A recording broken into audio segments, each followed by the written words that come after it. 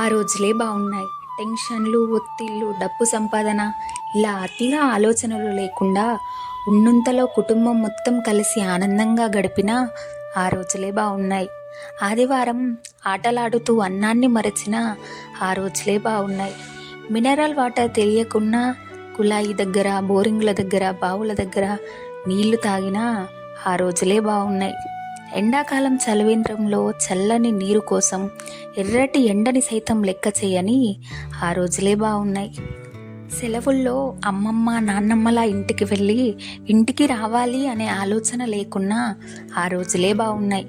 AC కార్లు లేకున్నా ఎర్ర బస్సులో కిటికీ పక్క సీట్లో నుండి ప్రకృతిని ఆస్వాదించిన ఆ రోజులే బాగున్నాయి.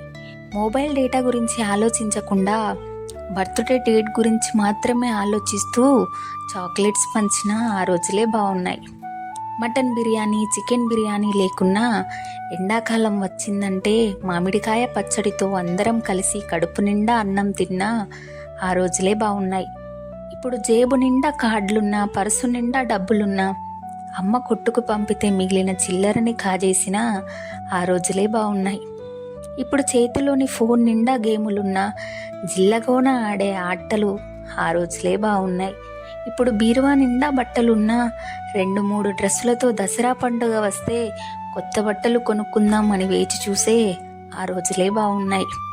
ఇప్పుడు బేకరీలో కూల్ కేకులు తింటున్నా, 25 పైసలతో మ్యాంగో చాక్లెట్లు కొనుక్కున్న ఆ రోజులే బాగున్నాయి. ఇప్పుడు రకరకాల ఐస్ క్రీంలు నోట్లో నానుతున్నా, నానమ్మ అమ్మమ్మల చీర కొంగు పైసలతో పుల్లైసు కొనుక్కున్న ఆ రోజులే బాగున్నాయి. ఎంతో బాగున్నాయి. ఇప్పుడు ఫోన్ చూస్తూ ఏసీ రూమ్లో పడుకున్నా, పెరట్లో మంచం వేసుకొని చందమామని చూస్తూ కమ్మని కలలు కంటూ పడుకున్నా ఆ రోజులే బాగున్నాయి.